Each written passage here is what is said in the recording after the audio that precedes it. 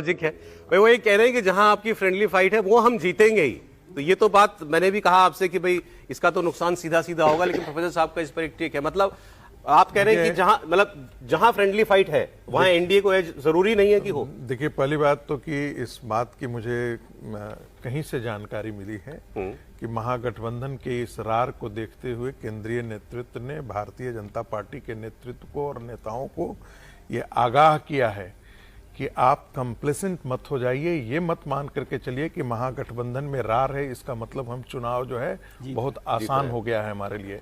और ये बहुत ऊपर के स्तर से बहुत मजबूती से इस बात को बताया गया है कि आप अपनी जमीन मत छोड़िए और इसे हल्के में मत लीजिए।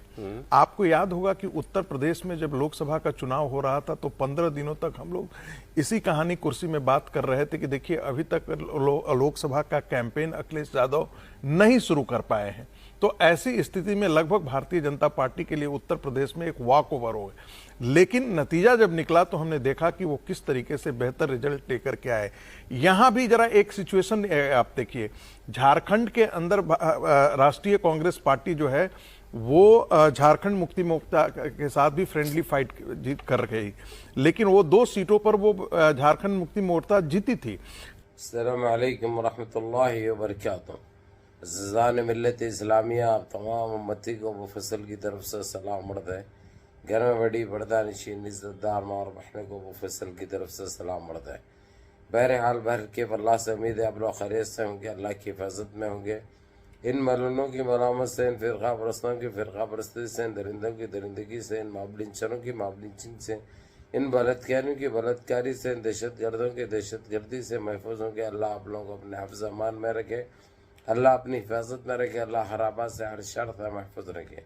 बहरहाल भर के मेरे अजीज़ दोस्तों, मेरे भाइयों, अभी बिहार में इंतखाबात होने जा रहे हैं, इलेक्शन होने जा रहा है। 6 को और 11 को और 14 नवंबर को रिजल्ट होगा। और उसके साथ साथ ये बता दूं मैं, एग्जिट पोल भी आ चुका है, वो भी इनके पूरी गोदी मीडिया, चिंदी मीडिया, लिंडो मीडिया दी भी है। अब उसका एग्जिट पोल ये बता रहा है वहां पे तेजस्वी यादव आरजेडी की 1 साइड विन बता रहा है और 61 सीटें कांग्रेस को आ रहे हैं, जो कि एक बहुत बड़ी बात है, जबकि उसको मिले ही थे तकरीबन लगभग उतनी ही सीटें, जिसमें से पूरे के पूरे विन बता रहा है। ये देखते ही, ये सुनते ही एनडीए के जो है सब पहले ही फाके उड़े हुए थे, अब तोते भी उड़ चुके हैं, अब घुड़लियां भी गायब हो गए इनके। अब इनकी आपस की लड़ाई खत्म नहीं रही, ऊपर से ये मुसीबत आ गई इनके पास। तो अब इनको ना संभल सक रहे इन्हों, ना अपने आप को ना साबित कर सक रहे। अब इनके पास वो आटम भी नहीं रहा ईवीएम से जीतने का, क्योंकि इसके ऊपर भी राहुल गांधी ने जो धुतकार लगाई थी, इनकी जो खींचतानी हुई थी, वो काम भी इनका तकरीबन खत्म हो गया। और जो फेक वोट्स थे इनके, वो भी 65 लाख के करीब, वो वोटों का भी इनका सफाया हो गया, क्योंकि असली वोटों को बिठा दिए थे हकदारों को, और इन्होंने इनके मनमानी करने के लिए, इनकी चमकाने के लिए, इनकी धुलवाने के लिए धोने वालों को ला लिए थे, जो कि वो भी सफाया होगा। यानी एक तरीके से आप लोगों को मुद्दे की बात बोलूं मैं, बिहार में एनडीए का सफाया हो चुका है। और ये एग्जिट पोल एनडीटीवी, आज तक, एबीपी न्यूज, जी न्यूज, रिपब्लिक टीवी, यानी सारे के सारे चैनल इनको इतनी बुरी शिकस्त बता रहे हैं जो हम बयान नहीं कर सकते। हाँ, ये बताते हुए भी वो लोग अक्सर जीते थे, लेकिन कैसे? ईवीएम की वजह से। अब वो खेल नहीं है, वो खेल खत्म हो चुका है, ना वो खेल सकते हैं, ना खेलने की औकात भी नहीं है इनकी।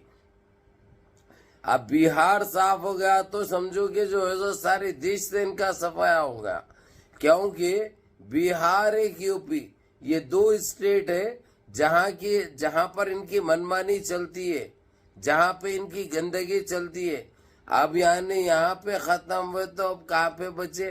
क्या हैदराबाद को जाके लूटेंगे या महाराष्ट्र को जाके लूटेंगे? ये चलने वाला नहीं है। यहाँ पे गप्पा गप गप्पा गप गप्पा गप चलने वाला है। तो मेरे अजीज दोस्तों, मेरे भाइयों, बहुत अच्छी खबर है। अभी आप लोगों को वो भी रखा हूँ मैं 1 मिनट 24 सेकंड का, ताकि आप लोग भी देखो और आनंद उठाओ। यानी आप खुशियाँ उठाइए और खुश हो जाइए, और अपने दोस्त अहबाब को भी अपने अपने ग्रुपों में भेजिए, ताकि उनका भी खुश होने का वक्त आ चुका है। क्योंकि इनका लगभग इन्हों जो चाहे थे बिहार में, उसमें सारी चीज़ों में इन्हों नाकाम हो रहे हैं। अब इनके पास कुछ भी नहीं बचा। गया रे गया, बिहार गया, पूरा गया। अब चीटर कुमार थूके तो बहुत दिया रे तू, अब तेरे साथ क्या होगा। अब तो ना इधर का ना उधर का, बीच अधर का हो गया मालूम। गंदगी फैलेंगे तो ये गंदगी से मुसलमानों के साथ जो तू धोखा दिया था, ये उसका जवाब है तेरे को मालूम। ये अल्लाह की मार है। अभी कुछ भी नहीं दिखे तुम, और बहुत कुछ दिखाएगा अल्लाह सुब्हान ताला। क्योंकि जो मुसलमानों के साथ तू और वो क्या बोलते चंद्रबाबू नायडू, वो भी बड़ा धोखा दिया है, उसके साथ भी वैसा ही होगा। समझे ना। बहरहाल मुनज़्ज़म रहिए, मुत्तहिद रहिए, अपनी सफ़ों में इत्तेहाद बरकरार रखिए, नमाजों की पाबंदी करिए, माँ बाप की खिदमत करिए, बड़ों के काम पे अमल करिए, और अपने इस भाई को भी दुआ में याद रखिए। अस्सलाम वालेकुम व रहमतुल्लाहि व बरकातहू।